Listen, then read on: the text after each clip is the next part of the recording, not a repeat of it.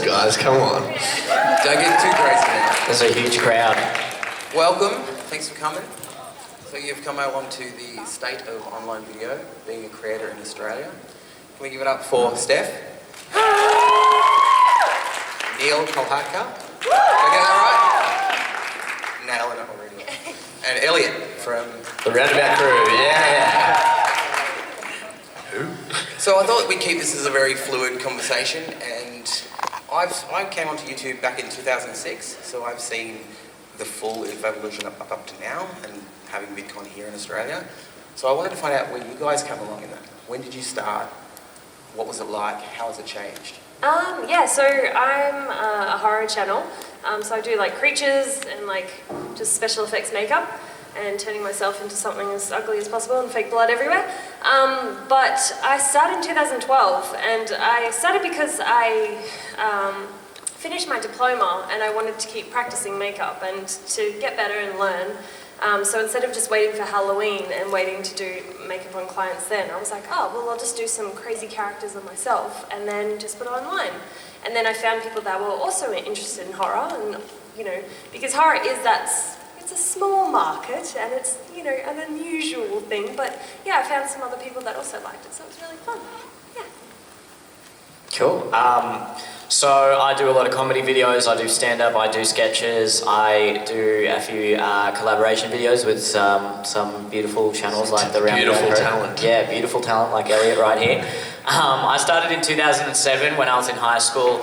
A friend of mine filmed me on a camera phone just saying curry over and over again and called it Curry Boy and posted it on the internet. And I remember that. Yeah, it was very racist but hilarious. And that went well in my school, and then I posted a few sketches, and that was when YouTube was probably more considered a very, it was known as, you know, the place where there were just cat videos and things like that, so it wasn't necessarily as serious a medium as it is now, and gradually over the next 10 years I've seen it grow, I've seen it develop, I've seen it change into what I think is the biggest media platform in the world right now.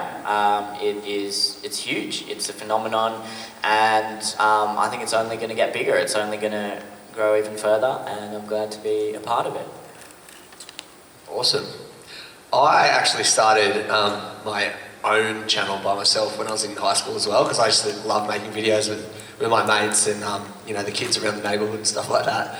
And I actually made a video when we were at school. I took my video camera to schoolies, and one video we just filmed this girl and she was asleep, and then one of the guys yanked the pillow out from under her neck, and then I put this like sound effect of like someone chewing, but it sounded like she'd broken her neck.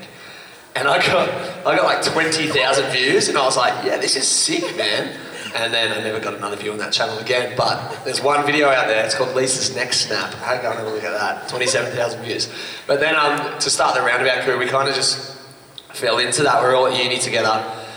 We made a video about shit nobody says in Canberra. So we're all from Canberra, which is obviously the capital city of Australia.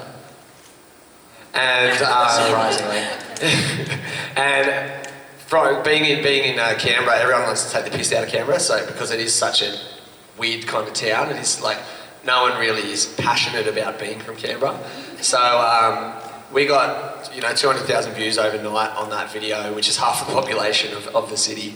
And from there, we were just like, wow, that's a good feeling, doing some funny stuff on the internet and people liking it. So we just kind of went on from there, and that was in 2013. So 4 years we're in now. So when you first started, did you have any challenges, or did you feel disadvantaged being an Australian creator with it being predominantly American? When I started, I don't know why, but I started thinking like, oh, I'm the only horror channel on the internet. Like, this is 2012, like it's been out for ages. And I was like, nah, the only horror channel out there. And then I think I got an audience because, yeah, I'm going to use this, but because I was a girl who liked horror, and people were like, how can you like horror? You're a girl. Like, you know, girls are meant to like dress all pretty and stuff, not put fake blood all over their face. And so I think I got that audience that way. And then also the fact they're like, and you're Aussie, that's crazy. Like, I think there's that whole thing on the internet, people are like, oh, Australians, you know, beachy, like tan and stuff, and then here I am sitting in my room, like pale, like blood, like, you know, eyes popping out of my head and everything, and they're just like, oh, okay. And then, yeah, it helped. It was really, really cool. Yeah, I think YouTube is a very global outlet, and I don't think there are any boundaries or hindrances being an Australian creator. I think that's the really wonderful thing about the platform, because being on TV in Australia, you're going to most likely be on an Australian TV channel and only have a potential reach of the population of Australia. The beautiful thing with YouTube is that you have a potential reach of billions all over the globe, and you're obviously competing against a lot of other creators, but the rewards are a lot greater if you can reach that global audience and tap into that global market. So I think, no, there definitely weren't any disadvantages. I think, if anything, it's an advantage being in such a remote country that's quite far away from anywhere else in the world. So that's the wonderful thing about the internet, and particularly YouTube. Yeah, I think, I know when we started, we obviously made that localised content with the Canberra video, and the next one was also a video about Canberra, and the next one after that. So we were kind of like, all right, let's start small, obviously, very localised videos for just people in Canberra. And then we all moved to Sydney and we started making more Australian kind of spread ones, like stuff about uni students, Neil. Stuff about kind of... Is that just because I look like a uni student? No, you were in one of the videos. Okay, thank you. No, I take that as a compliment. You're a young looking man. How do I look like I'm from TAFE? And we kind of started making stuff that was only relative to Australian audiences. And then it got to a point where we were like, oh, we should probably start kind of expanding overseas, because YouTube does have such a huge reach, like worldwide, especially in the States. So we kind of started going away a bit from things that were, really, really Australian, and making it a bit more generic and a bit more international. And it doesn't really resonate. I think we've built up such an audience. Like, we have an 80% Australian audience or something like that, if not higher. So we just know now that our audience is so uniquely Australian that our content just needs to keep being Australian. So I wouldn't say it's a disadvantage at all. I'd say it's kind of an advantage to kind of target that demographic.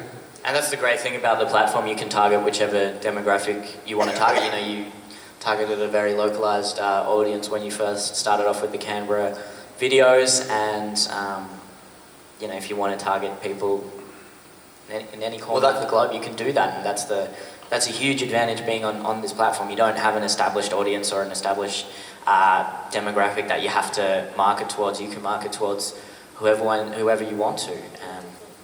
It's quite a great thing. So how has the platform changed for you guys in your time on it? What's been the biggest change that you could tell us? I would say personally there was definitely a huge stigma attached to people who were considered YouTubers a couple of years ago. Oh, what do? Are you just a teenager in your bedroom, making silly videos? Whereas now I think most of the industry and most people all over the world realise that it's a very legitimate, very serious platform that people can make a very lucrative career out of. There are production companies that specialise on YouTube, and there are huge teams associated with some of the big channels in America and even Australia. It's very legitimate. You can make a really great career out of it, and that is something that has come about over the last couple of years. I think when I started out, you couldn't even monetize your videos, so you couldn't even make money directly off the platform. You could build an audience, but and that's a credit to YouTube. They've really put a lot of effort into that front and made the platform, given it a huge, made it a very serious platform. And I think that's something that is going to continue to happen, and it's only going to grow and get bigger. Yeah, I definitely agree with that. Like, back in the day, it was like, I don't know about everyone else, but I kept quiet about my channel. I was just like, this is just me doing my own thing. And without expecting it could take me anywhere, because I was just practicing. And I did it, so I was like, oh, no one else is watching, I'm just going to practice my makeup online. And then now it's something that, being flown, everywhere to, people take you seriously. They're like, oh, you do YouTube, that's amazing.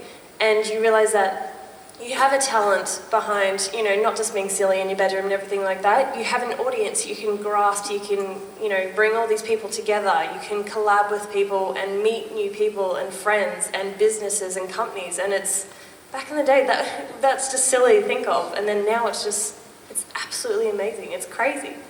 It's such a great launch pad for people to build popularity. Like I look at guys like Neil and Frenchie that go out and do stand-up comedy, and people know them because of their Facebook and their YouTube pages, because they know that their content's good, so they can use it. And I mean, we don't do any stand-up comedy or anything, but I mean, you still get brands and stuff that see YouTube now because it is such an accessible platform for everyone to see. So I think, I don't know, the evolution for us hasn't been a great deal. We still just upload like once a month if we can. But yeah, I reckon it's just such a great platform to launch from. Was there a defining moment where you sort of like you went from doing it for fun to going like, no, this is something serious, I'm really going to put an effort into it? Or has it always been for you like that benchmark of this is what I want to achieve? I think when we did the videos, the only reason it's Tom, Kenny and myself is that we couldn't find anyone else to be in this video we'd written. Literally, Tom and I were sitting at the pub and we were like, bro, we got to need 3 people at least because someone has to hold the camera. And then Kenny came in on a bus and he got there like 2 hours later and we finally filmed it. And then obviously that was so amateur, like just holding the camera, and then the other 2 would get in and then you'd rotate. And then it got to a point where, you know, we got a bit of a following and we were like, okay, there's people obviously liking what we're putting out, let's actually kind of get videographers and cinematographers and sound guys and everything like that. And then once you start doing that, you know, you put production into your videos. That's, I guess, kind of the turning point when you're like, oh, well, you kind of have a light bulb moment. You're like, oh, we are actually pretty serious about this. Like we're outsourcing jobs, we're collabing with other YouTube channels, and that's when we all work full time, so we designate our weekends to like making content for the Roundabout Group. Yeah, for me personally, it was a very similar journey to Elliot. I started off on the amateur side because that's another good thing about YouTube. Anyone can do it. You know, you can, as long as you just have a camera and a YouTube channel, you don't have to have $1 million to create a TV pilot.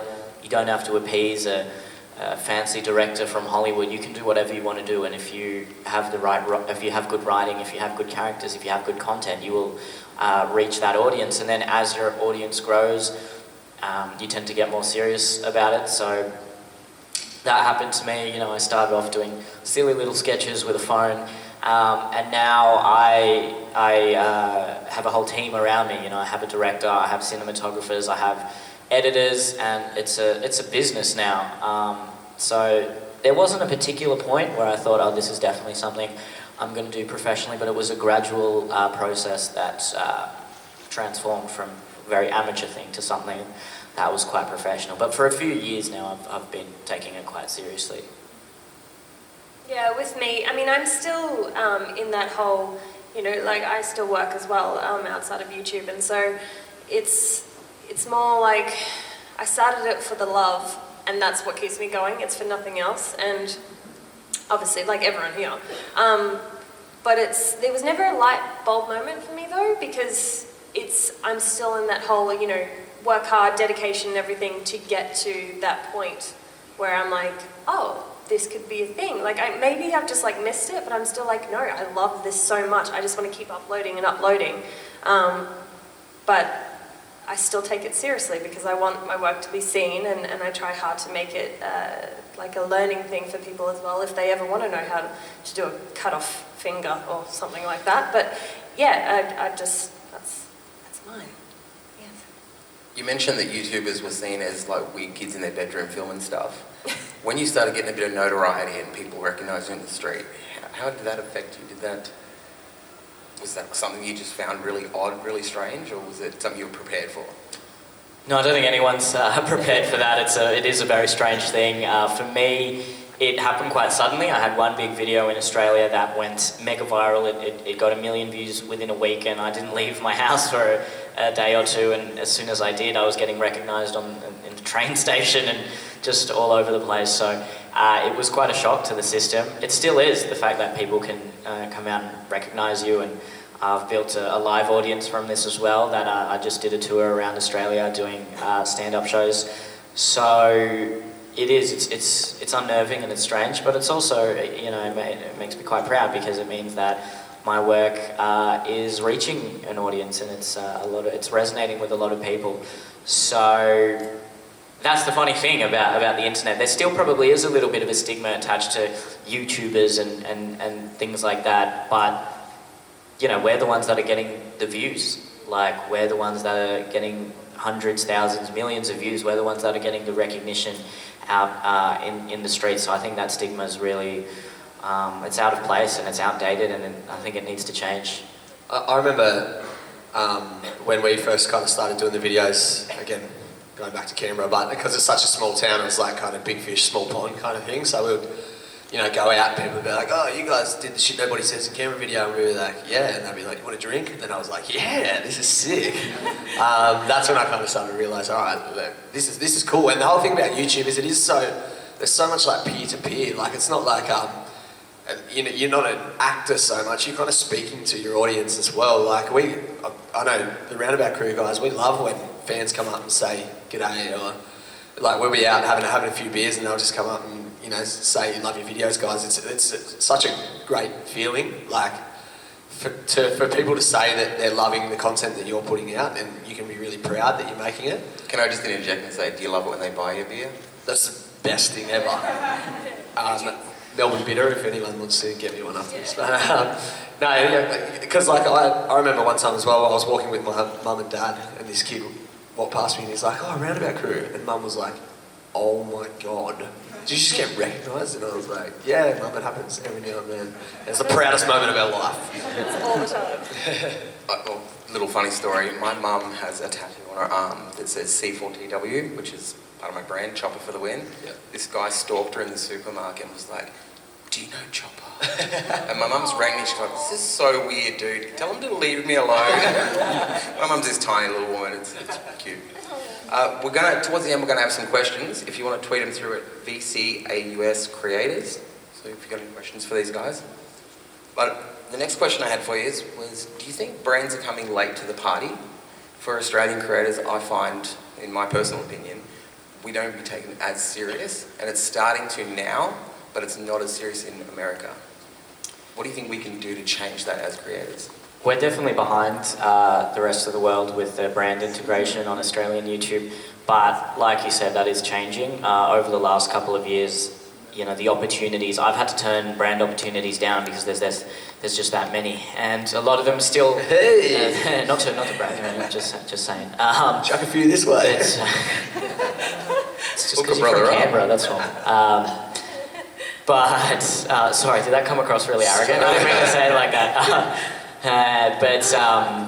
I've lost my train of thought. What was I talking about? Sorry. Yeah, no, look, it's definitely changing. I think a lot more brands are open.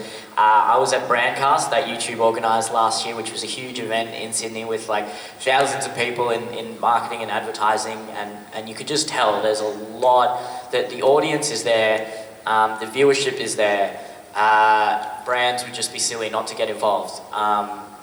There's really not a lot more. I think that there's still a disconnect because they've been taught in a very traditional media mindset. I agree with that. TV, print, radio is still the way to go, and that's still where most of the money is. But ironically, you know, the viewers are on YouTube or on the internet. So it's only a matter of time. You know, it's all changing.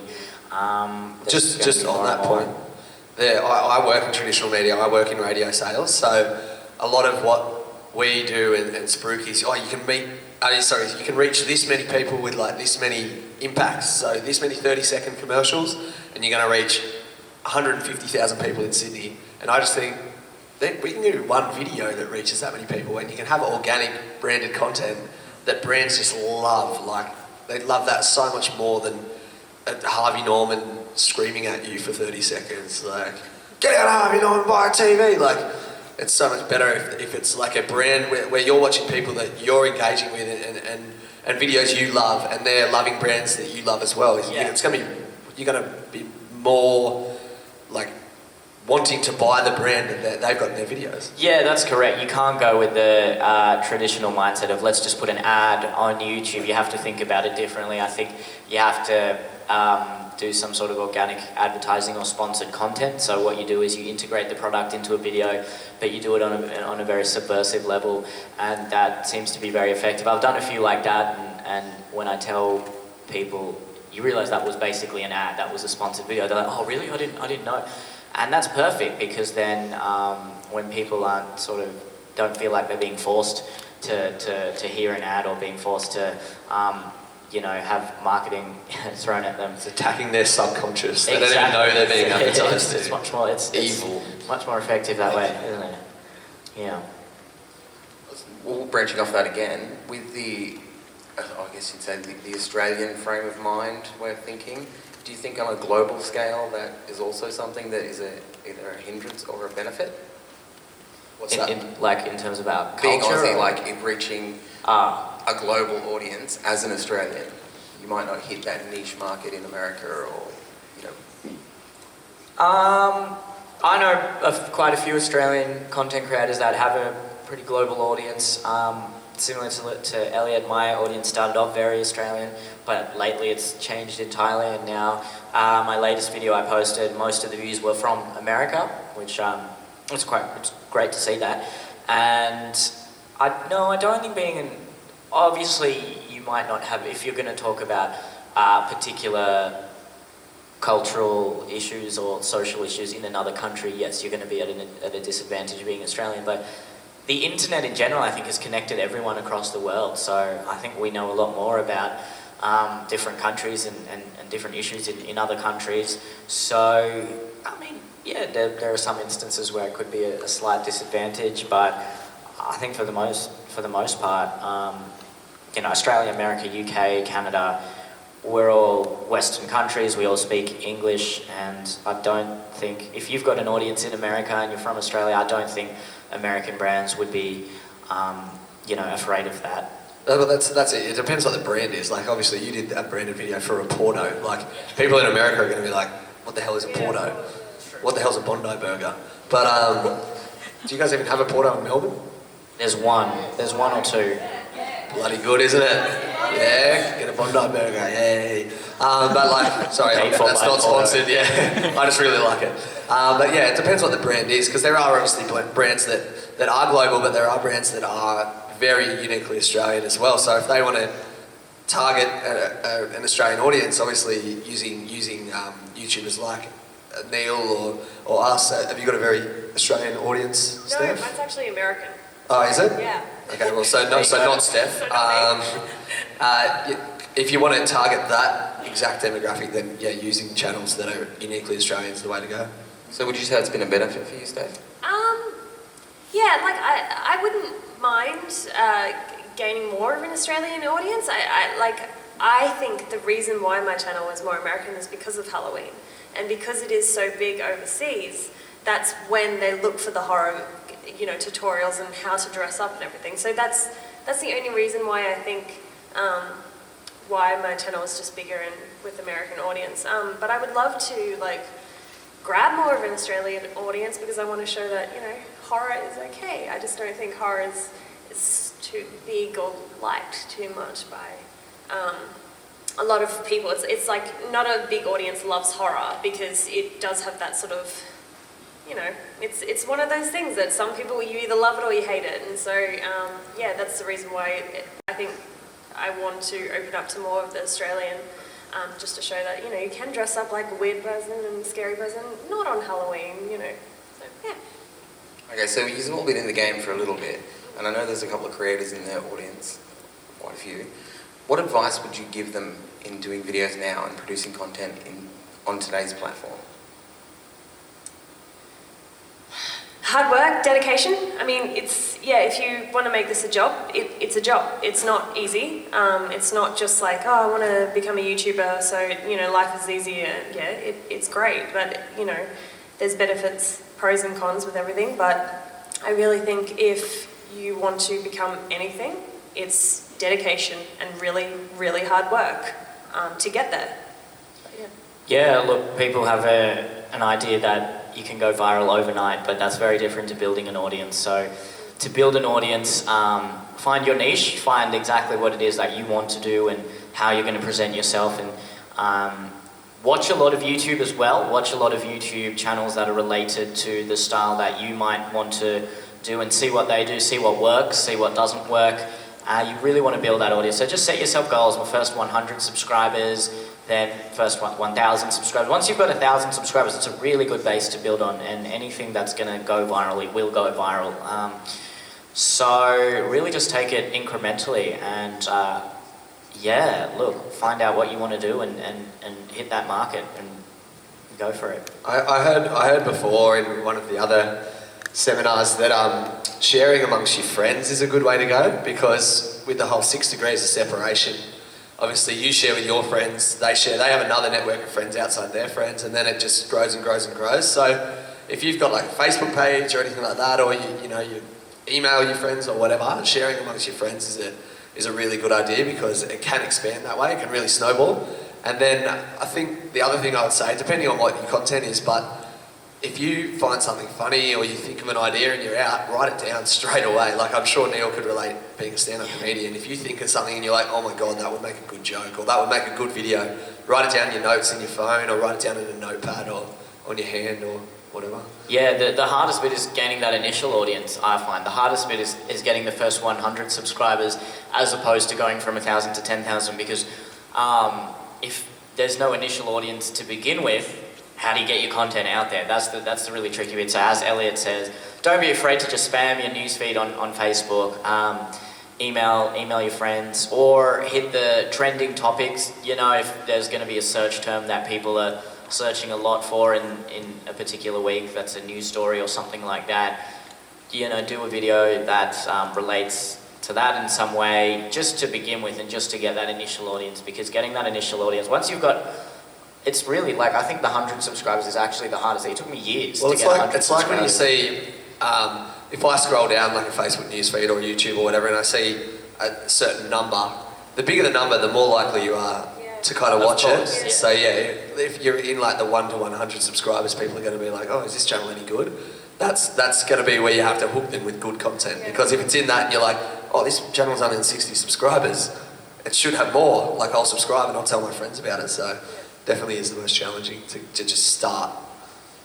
This is where I might give the Australian YouTubers Facebook page a little plug. If you guys want to join that, it's a good way to connect to local creators that are on the same level as you and build together, network. Collaborating's a massive thing as well. So, you know, when we were first starting as well, we were working with guys like Neil and Frenchie and stuff, and they had bigger pages than us, but we would bounce off each other, you know, like we had such similar content, and we're like-minded guys, so we were like, yes, this is perfect, let's just work with each other and we'll use each other's fans to grow our pages.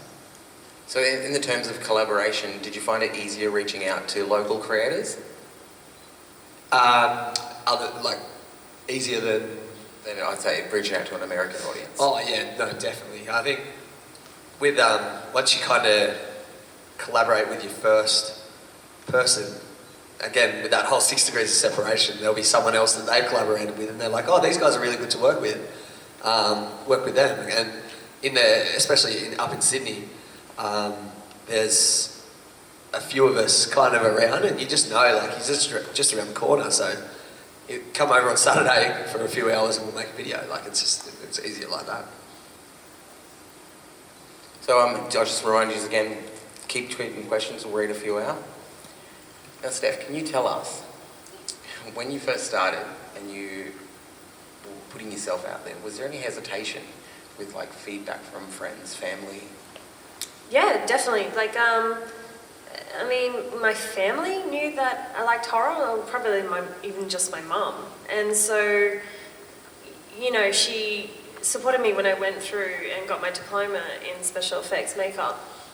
But she was also, once I told her about my first video, she was like, oh, do you really think you should be doing that? Like, you know, why don't you just do it for yourself instead of other people? And I was like, oh, well, you know, I'll just keep doing it because, like, I want to, and I want to see what happens, because it's nice to get feedback from people all over the world instead of just like my parents or my friends. You know, I wanted to grow, I wanted to practice, I wanted to be better, and that's where constructive criticism comes in.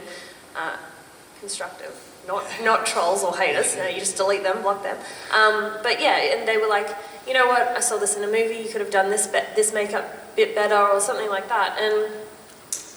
There was hesitation, of course, because I was a shy person, and I was like, oh, okay, I'll do this just because it might build my confidence a little bit more. And I've made so many friends out of it, and just like, that's crazy to me. It was just like, I'm not too good at making friends outside of YouTube, and now just because of me doing horror tutorials, I found someone else that loves doing tutorials and loves editing and loves putting stuff together, loves talking and speaking, and it's just like, I've made these friends that I like, if I didn't do this, I wouldn't have known any of these people, and it's crazy to me. Did you guys have any hesitations putting it out there? Just something that you thought, oh, this might not sit?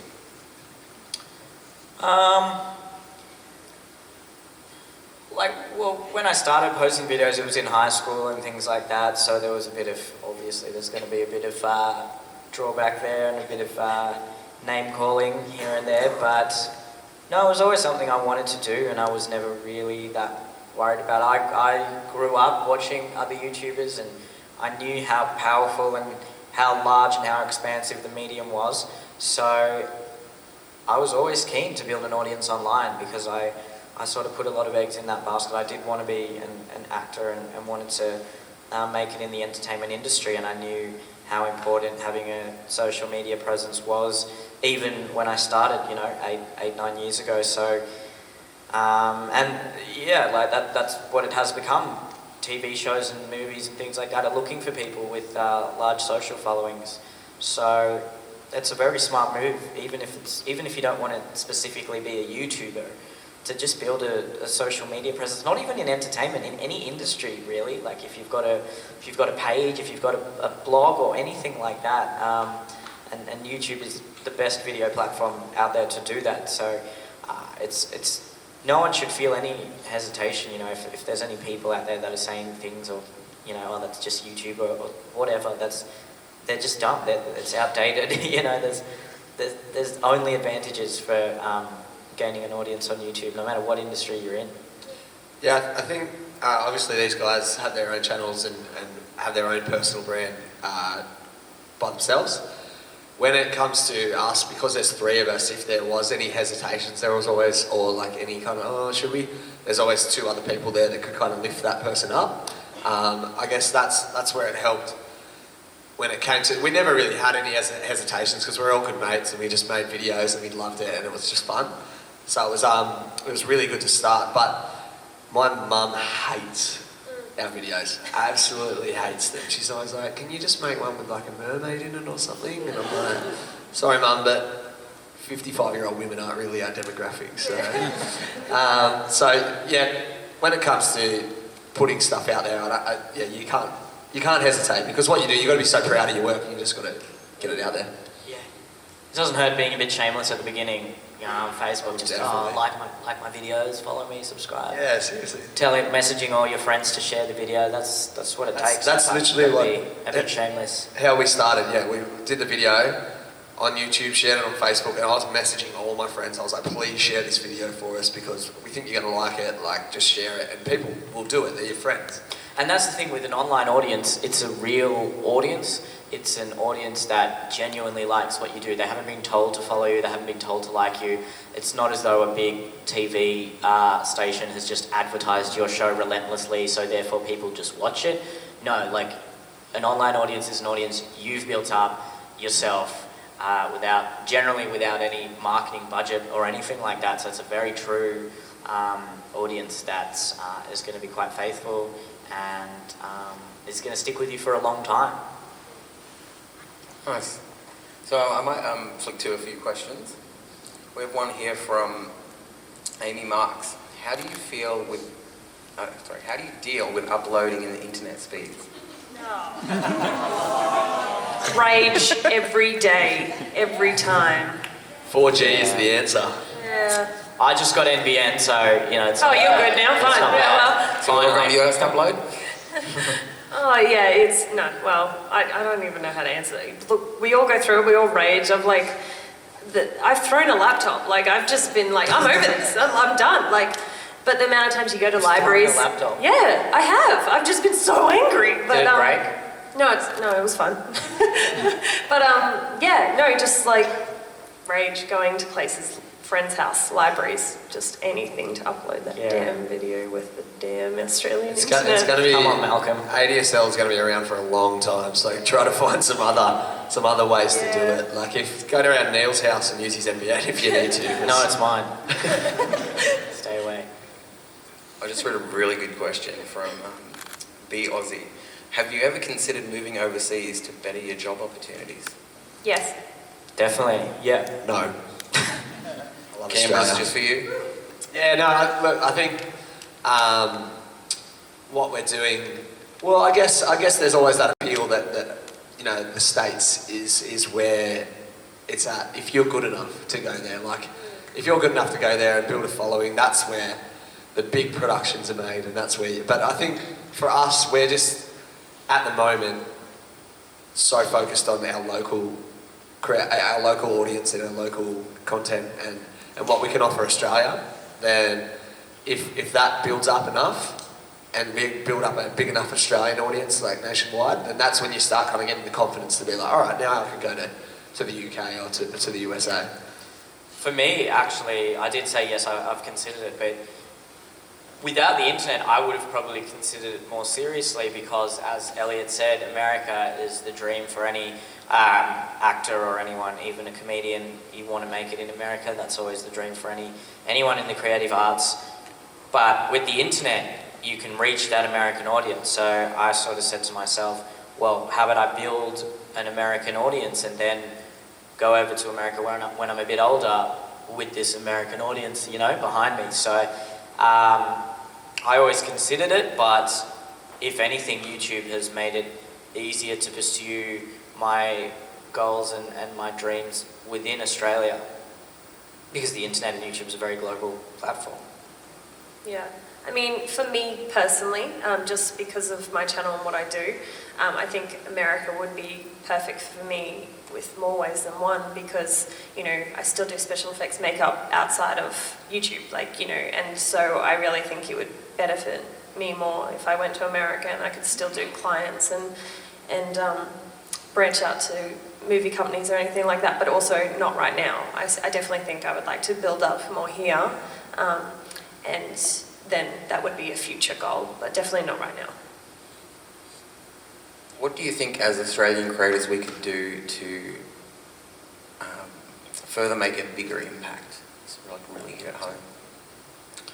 Reach out to those global audiences and we'll still focus on an Australian audience, don't get me wrong, but if you can have a huge global reach, that's going to make people from overseas want to come to Australia and collaborate with you. And I know a lot of American and British YouTubers who have done a bit of a tour of Australia to collaborate with some of the Australian YouTubers. I think we're all a big family and we all want the same goals. So if we support one another and make enough noise so that the mainstream media and traditional media and advertisers can't ignore us, which it's virtually at that point. I think give it another year or two and it's going to be there. You know, there's going to be huge integration with television and online content, and already you see TV channels.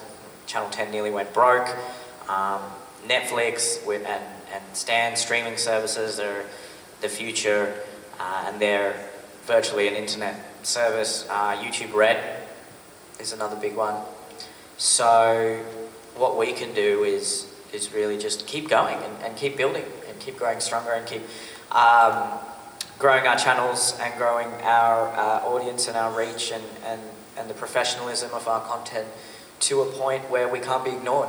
That's exactly it. So the more Australian content that gets out there to these countries, like you look at Jim Jeffries, you even look at like people like Rebel Wilson, who obviously doesn't have a YouTube channel or anything, but people are starting to see Australian comedy and they're starting to see Australian content and they're like, wow, these guys are actually really funny. And then they go, that obviously leads them down the garden path to other Australian content and other Australian YouTubers, and then it's just beneficial to the whole country and the whole YouTube community in Australia. If someone or a few people do well, then it's going to help the whole kind of operation. I'm just going through a few of the questions here. There's some very interesting ones. Some directly at you, Neil. Oh. Okay. Do it. Maz has asked, do you adjust the timing of your uploads to try and reach US/overseas audiences? I have been lately. Yeah, I have been. I've been uploading Australian morning times with some of the short films I've been doing that have been gaining quite substantial traction, not just in America but overseas. And the big goal of mine has been to break into that American market, and I've been making some decent inroads in that regard, particularly off late.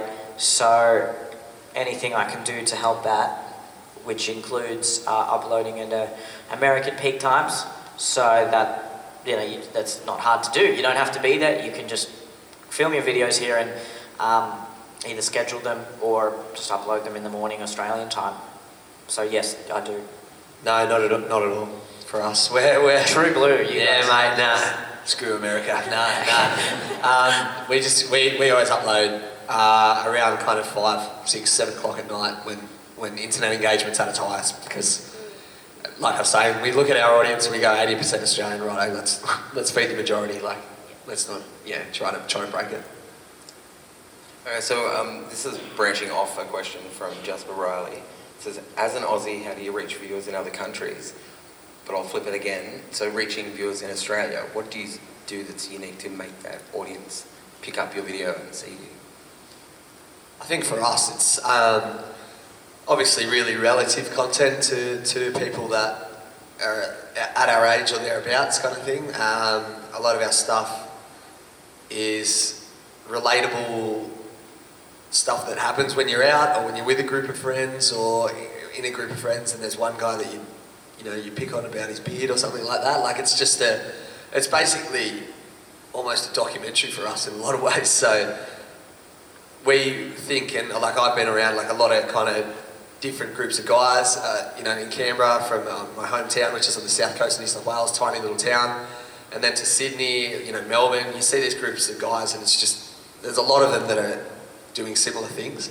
So I guess we just look at that and we're like, okay, let's do some really, really relatable stuff that people are going to be like, oh my God, that's my friend Jimmy. Like when they see it and they tag them or they send them the link, and then and that's what spreads the good word of Australian comedy. There's a lot of universal concepts out there. So 80% of the things Australians find funny, everyone in the world finds funny. It's only the very uniquely Australian stereotypes or geographical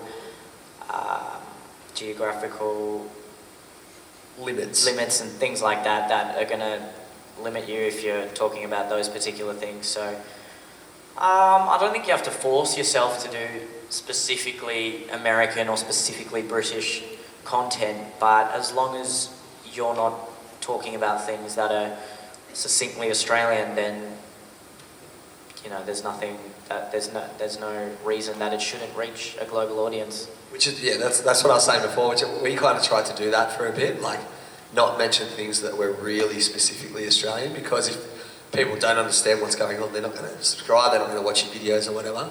But that's come to a point where we're like, right, let's just... We did it, the last video we did was if drinks were ordered honestly, and Tom was kind of like, can we not put Victoria Bitter in there? He was like, no VB, because people overseas aren't going to understand any reference to it. But then we were like, we love VB too much. So we ended up putting it in. It's quite a paradox, I find, because Aussies love Australian content. Aussies love content that is uniquely Australian, that they can go, that's so us. Whereas as soon as you move away from that, they're going to move away from you as well. Generally speaking, it's not always the case. So it's a conundrum sometimes. It's something I struggle with, because like a lot of my earlier videos were very specifically Australian. No one outside of Australia would have gotten them, I'm sure. I remember I was in America, and they were like, can you show me a video that describes your country? And I was like, I got one, and it's only 2 minutes long. And I put your Australia in 2 minutes. Yeah, they would not have gotten that. Mate, you say the C word about 25 times in the first minute, and they were like, oh exactly. My God. Yeah, so... They were disgusted. Yeah. So I got a wonderful view of Australians in that one. But Australians loved it. Like, they loved that stuff. Yeah. So that there are differences in our sense of humour. I'm definitely not denying that, but what you can do is you can still adapt your content to then reach that audience overseas. Yeah. I really like this question from Dennis. Diss tracks were recently a big thing. Did any of you consider getting a month's debt as an Aussie? Oh, like the Jake Paul stuff and Just diss tracks in Just general? like calling out someone, hating them, and rapping. Nah, I think an Aussie diss track. No, we're all is friends. hilarious. No. We've all got to work together. I feel like that's a very American thing, like the diss tracks and you know, not being scared to call out another YouTuber and say all these horrible things about them while rapping. I feel an Aussie diss track would be like one against your mates, like Paul Yeah, and Piss. like ours would be like That's pretty good idea. fun and friendly and a little bit of like jabs and everything. But I've seen the American ones, they're mean. They're so mean. I couldn't handle that. But There's- I wouldn't. a few of the Aussie rappers do a few diss tracks in. I think Curse has Yeah. done a diss track here and there. Or people have dissed him quite a lot. Yeah, I wouldn't want to get on anyone's bad side for them to make a diss track about me. But it would be pretty funny if, you know, you woke up one morning and there was like, shit man, Neil, Hot Coal Hat Car just released a diss track about you. I'd be like, oh, what? I thought we were friends. Yeah, so no, I haven't really thought about. Do you want to do a fake one? We could do a fake Us one. versus you? Yeah, and try to make it so big that like people are, oh wow, is this serious? Yeah. Could help us. Let's do that. Maybe all the diss tracks are just fake. They so probably are. They're trying to just build their audiences. Can't wait to diss track Maybe you. we should. Yeah, we'll diss track you. Well, We're I mean, from seriously, Canberra. How good Won't would an be hard. Aussie diss track be? Oh yeah, Aussie one would be good. Would you guys want to see that? Yeah. Okay. Okay, we'll jump to another There are question. 12 people who watch it. How good's that? So we'll upload that. I've actually lost the tweet, I'm sorry, but someone said, what time do you think is best to upload as an Aussie creator? Personally, what do you find is the best for you?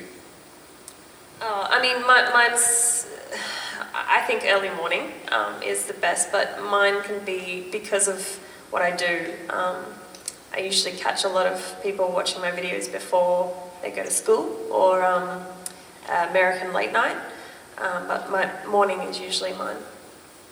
I mean, you look at kind of general media consumption, and in the morning it's a lot of radio, in the evening it's television, and then there's that whole kind of, what's called the kind of second screen. So people are watching TV, but they're not really watching it. Everyone's on their phones or on their tablets.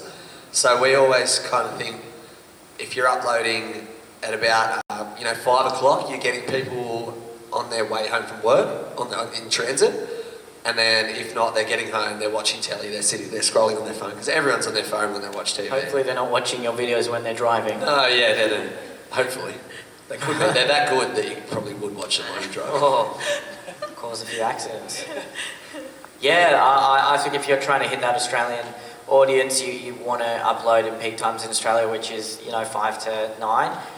But I find there's a huge discussion about when do you upload. Ultimately, if a video is good, just upload it whenever. Don't upload it in the middle of the night, but if you upload it in the morning, there might be less people online, but you're competing with less things in the newsfeed. So there's advantages, and if it's going to go viral, then it's there for the whole day. So I used to upload on Sundays and upload around midday, around 1 p.m, 2 p.m, because it's a Sunday, so everyone is generally at home. They're not at work, they'll hungover too. So they'll watch it throughout the day. But it's not something I think you should worry about too much. Just upload it at a reasonable time, and then if the video does well, and then if your audience gets accustomed to you uploading at a particular time, stick to that time. We were on the day thing, on the Sunday thing, we were always more reluctant to release kind of Thursday, Friday, Saturday, maybe even Wednesday, just because that's normally when people are kind of out and about, and that's kind of when you start to smell the weekend coming. So people they're going out for dinner, they're getting going to the movies and stuff like that. Whereas a lot of the time, Sunday night, Monday night, Tuesday night, people are spending that time at home. So that's when they really have that online video consumption. Yeah. Brianna's asked a question here. Are there any mistakes that you've made that you're glad you made? My dad says something about me, but I mean, look, my first videos are just horrible. But I mean, you had to do that to get to where you are now. So nice. I wouldn't call it. I know. I wouldn't call it mistakes, but it's hard going back and watching them. So yeah, I mean, it's not probably the best videos, but yeah, you just got to do that to start, and you'll only get better. Otherwise, if you start, it's the best thing you've ever seen. You can't grow more from that. Yeah, there's some videos that I probably shouldn't have posted in hindsight. They weren't ready, they weren't at a high enough quality for my audience or for my content in general. But I'm glad I did post them because I learned from the feedback I got that I need to maintain a higher standard with what I post. So just the refinement of my videos and my content is something that I've learned a lot from posting videos that weren't probably worthy to be posted. Okay, I can't remember the saying, but it's something to do with you learn from your mistakes. Is that the saying? That's a great saying. Learn that one. Something like that. No, I mean, you go back through your YouTube channel and you look at and you see the videos that don't get many views, and you're like, okay, obviously people don't like this content. Like, it's not really a mistake. It's more like, you're learning from it. You're like, okay, perfect. You learn from your mistakes now. Good Why work. is that directed personally to me? No, Neil and Steph. Well, I mean, I think that does relate to me a little bit. Being in the cake industry, I guess on YouTube, I went to more pretty cakes. I just started trying them because they were popular at the time. And my audience is just like, no. We don't come to you for like a naked cake, a little pretty, little flowery thing. We come to you for novelty. So I'm like, for me, that was a mistake I made because my heart's not in that sort of cake. But there's another question that I really liked. And I think we know the resounding answer for this. Would Australian creators benefit for a YouTube creator space in Australia? So YouTube, if you're listening. We would love one. Yes, please. Come on. Yeah. It's about time. I've been to the ones in LA and they're fantastic. And yeah, if there's anyone here from YouTube that makes those decisions, it would definitely get used. They would definitely be at this seminar too. Yes, we would love one. Yeah, just up the back there. Thank you. No, in Sydney. This one's Well, one in Sydney and Melbourne, or maybe Canberra. Excuse me. Canberra, let's take it to Canberra. I'm in Brisbane, and one in Brisbane, thank you. Yes! Oh, everyone's Nah, my vote's on Canberra. I just like how different that is. Sydney would be pissed, Melbourne would be pissed. How good would that be? Okay, You Shocksmouth. guys. Shocksmouth has asked, what keeps you going when you just don't feel like you need to make a video for whatever reason? Well, for me, I do it full time. It's my career, it's my livelihood, so I have to push myself to do one. As hard as it may be at the time, or if I don't particularly want to do it, it's my main source of income. Well, I mean, not directly, but it feeds into my main source of income, which are the live shows and some of the sponsored content now. So you just have to get up to go to work, and in the same way, I just have to make a video even when I don't want to. Yeah, I mean, like I was kind of saying before, there's the three of us, so there'll always be one of us that are super keen. So it's like, come on, we got to go over, and like we'll be Saturday morning and be like, oh, I really don't want to go film today, but you know, Tom's super keen or Ken's super keen to do this one, so we'll be like, all right, we'll go over there. And then once you're in the zone and you're creating that content and you're filming stuff that you think's like super fun, super funny, then you're like, all right, yeah, I'm glad I'm kind of doing this. So I would say having a support network there is probably the best thing for me. Yeah, and like, oh yeah, there's days where I wake up and I'm like, I don't want to sit there for 8 hours and make a character, a monster, because it's draining, but the feeling that you get after you've edited it and uploaded it is amazing. You're like, I did that. That, like, I'm so proud of that. And then people are like, this is crazy. This is such a good video, or this is a really cool character you've created. And I'm like, yeah, right, I didn't sleep, but it was good. It was worth it. It was fun. And I think I always think about, look at the position I'm in. You know, I get to make a video when I want to and still maintain a career. There are people out there who have to wake up at 4 a.m. and do a really early shift of physical labour for 10 hours a day. So I don't think it's fair for us to complain. And I think about that, and then I think, okay, what's one video compared to people doing that? So, yeah. Where would you like to see the future of Australian video head towards?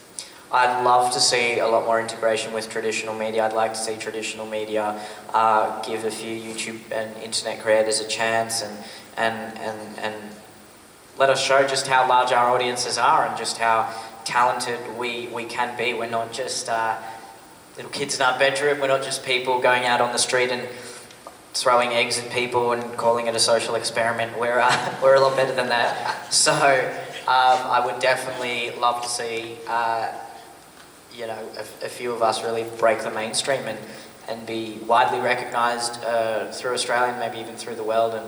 And I think that would just open the floodgates, to be honest, because I think once one of us does that, then an infinite number of us will. Another season of 7 Days Later.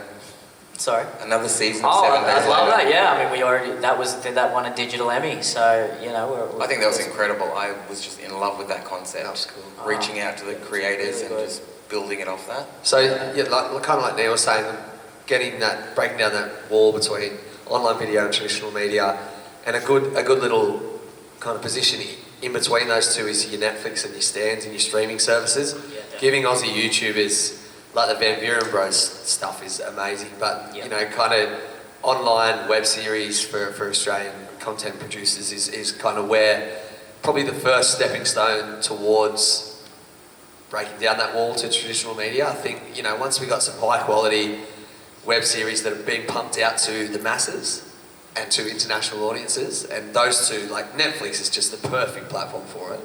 So once they embrace the Australian content community, then I think that'll be a great forward step.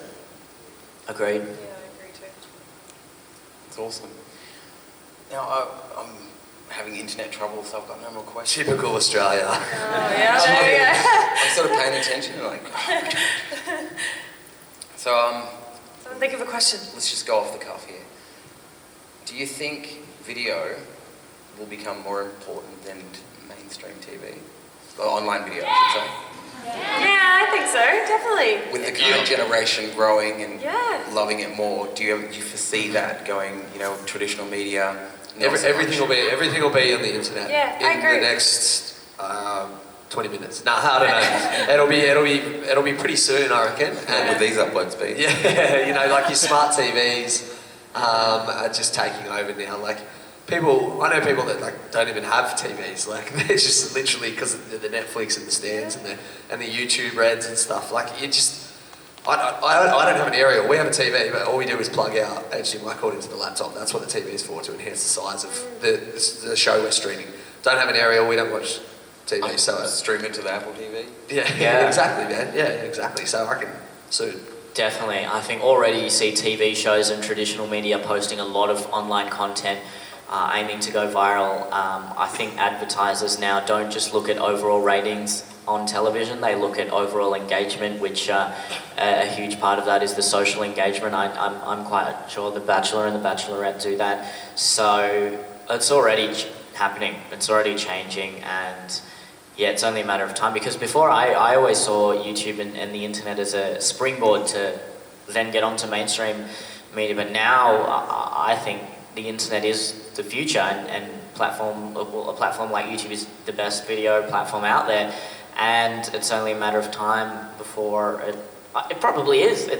I'd say it would be, it would be getting quite a substantial amount of views, and would probably be the single largest media, one of the largest, media consumption platforms in Australia. I work in radio in Sydney, and one of the slides they had last year, they were spruiking online video and saying like that, you can start sponsoring our radio network's online videos, and it was like radio's grown 2% this year, TV's dropped 5% or something like that, and online video had grown 700% or something. This is in 2016. So it's just like surging up and up and up. 700 is a lot. So it's absolutely surging, and it's going to be exponential. It's half the population of Canberra. That is 700 people. Man, I'm from Ulladulla, mate. There's not even 700 people there. I don't know if it's you guys, but I'm tired and that hour just went like that. Yeah, definitely. That's all the Oh, time wow. we have. Oh, So it's done. can I just give a big round of applause for Steph, Neil, Elliot? Thank you. Thank you guys for sharing everything. Someone as well. Yeah, we've got a new chopper. Thank you. Keep an eye out for our diss tracks. From Canberra. Yeah. Thanks guys. Thank you. Cheers.